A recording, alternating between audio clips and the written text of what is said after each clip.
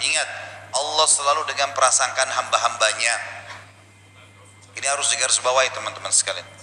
Banyak kisah nyata berhubungan dengan masalah ini.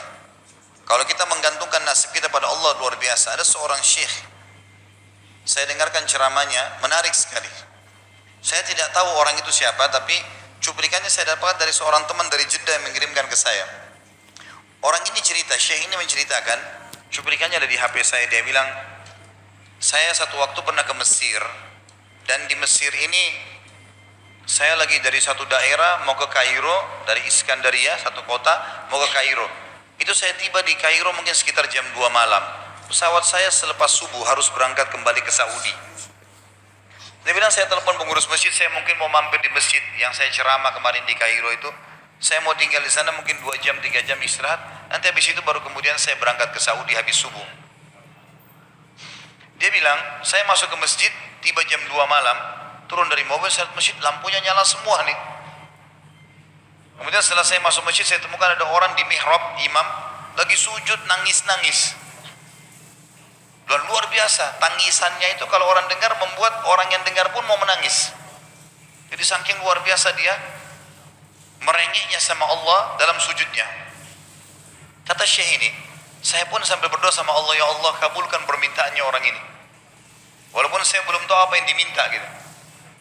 Dia bilang selesai dia sholat, saya dekati dia, saya bilang, Masya Allah, doa apa ini? Luar biasa ini. Doa yang diikuti dengan tangisan di sepertiga malam menjelang subuh. Allah turun ke langit bumi, dikabulkan nih. Dia bilang, demi Allah syekh. Karena syekh ini orang Arab biasanya panggil, bisa orang pintar, bisa orang kaya, bisa orang tua. Jadi kalau antum dipanggil syekh, jangan bangga dulu ya. Karena banyak maknanya itu. Ya. Jadi dipanggil syekh, kita tidak tahu, biasa juga di Saudi begitu ya. Kalau ada orang kita tidak kenal dipanggil syekh, syekh, sini syekh. Walaupun antum bukan syekh sebenarnya gitu. Ya. Maka dia bilang, demi Allah syekh, dia tidak tahu kalau ini orang memang ulama gitu.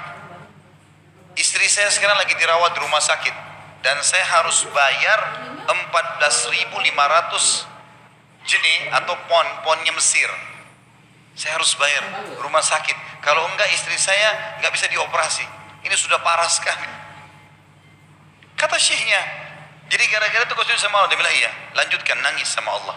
Allah tidak akan menyia-nyiakan orang yang ikhlas minta padanya. Lanjutkan, nikmati sujudmu. Pasti Allah akan berikan jalan keluar. Dia bilang, iya baik. Orang itu dia bilang kembali lagi ke mihrab, nangis lagi. Sholat sujud sama Allah, ya Allah. Dan dalam doanya begitu. Ya Allah, istri saya mau dibayar besok rumah sakitnya. Jumlahnya sekian, saya tidak pegang uang 1 jenih pun. Ini 14.500 jenih. Banyak sekali. Maka dia bilang, orang ini bilang, baiklah kalau begitu. Syekhnya ini bilang, saya mau tidur dulu.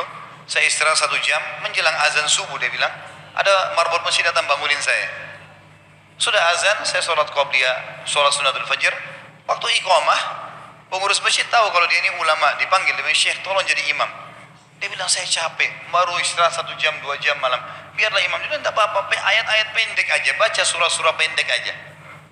Kata syekh, baiklah. Dia bilang, saya baca surah-surah pendek.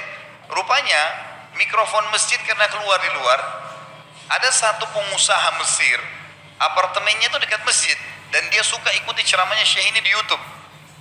Dia bilang, turun dari apartemennya, ikut sholat berjamaah di masjid, karena dia kenal suaranya orang ini gitu. Begitu selesai sholat, dia bilang, saya lagi zikir, datang orang itu. Dia bilang, syekh, ahlan wa sahlan di Mesir. Saya salah satu penggemar Anda di YouTube, dan saya dengar suara tadi. Saya tadi mau sholat di masjid lain, saya ke masjid ini. Dia bilang, syekh, saya mau minta tolong satu hal. Kata syekhnya, kenapa? Dia bilang, saya sudah ngitung zakat uang perusahaan saya harus alokasikan 14.500 jenih. Kata syekhnya. Orang itu bilang, saya mau alokasikan zakat saya 14.500 jenih. Kata syekhnya, saya nangis. Dengar itu. Nangis, saya terisak-isak. Kata orang itu, kenapa Anda nangis? Syekh bilang, saya nggak bisa jelasin. Dia bilang, saya nangis terus. Kemudian saya lihat ke kiri kanan di sof, mana orang yang tadi malam sholat tahajud tuh? Wah, ada di ujung. Dipanggil sama syekh. Fulan kesini, datang. Dia bilang, ceritakan masalah kamu apa? Dia bilang, syekh, saya punya masalah, istri saya dioperasi, harus bayar 14.500 jenih hari ini, kalau tidak nggak operasi. Kata syekhnya, tiba-tiba si pengusaha ini nangis-nangis. Orang ini juga heran, kenapa kalian berdua menangis? Dia pasti bingung kenapa gitu. Kata syekhnya, biarin orang ini yang jelaskan. Yang punya usaha bilang apa? Demi Allah syekh, saya sudah 1 minggu taruh uang ini di lemari saya, sudah 1 minggu. Setiap hari istri saya bilang, turunkan, lakukan haknya Allah, zakat itu keluarkan.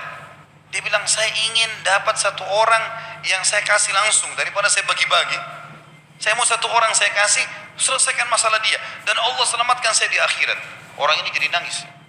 Orang yang punya minta butuh nangis. Kata pengusahanya, ini uangnya silakan, 14.500. Semoga Allah selesaikan urusan saya di akhirat gara-gara saya bantu kamu.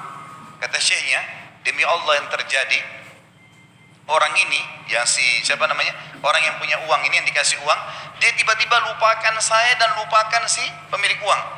Dia langsung angkat kepalanya ke langit sambil menangis mengatakan, ya Allah, aku mencintaimu. Terpenuhi kebutuhannya, gitu kan. Kuasa Allah. Teman-teman, cuman kita selalu buru-buru. Kalau seseorang kita di perusahaan mau dinaikkan gajinya saja, mau naikkan jabatannya, dia harus tulis permohonan. Tidak mungkin juga baru hari ini dimasukkan kemudian ketuk ruangan dirutnya, mana permintaan saya kemarin, atau hari ini, nggak mungkin. Seminggu dia sabar, 2 minggu dia sabar dengan berharap datang panggilan. Kenapa dengan Allah subhanahu wa ta'ala kita tidak begitu, teman-teman? Banyak orang buru-buru, dan kebanyakan orang mau menggantungkan permintaannya kepada Allah hanya pada hal-hal yang kecil, hal yang besar tidak, atau sebaliknya, hal yang besar, hal yang kecil tidak. Kenapa tidak pernah minta sama Allah dikasih motor, dikasih mobil, dikasih rumah? Kenapa hanya minta kalau penyakitnya dihilangkan baru kembali kepada Allah? Itu pun seringkali kita jadikan Allah nomor 30, teman-teman sekalian. Ke dokter ini, ke dokter itu, resep ini, resep. Nanti kalau sudah mentok gak bisa sembuh baru sholat tahajud.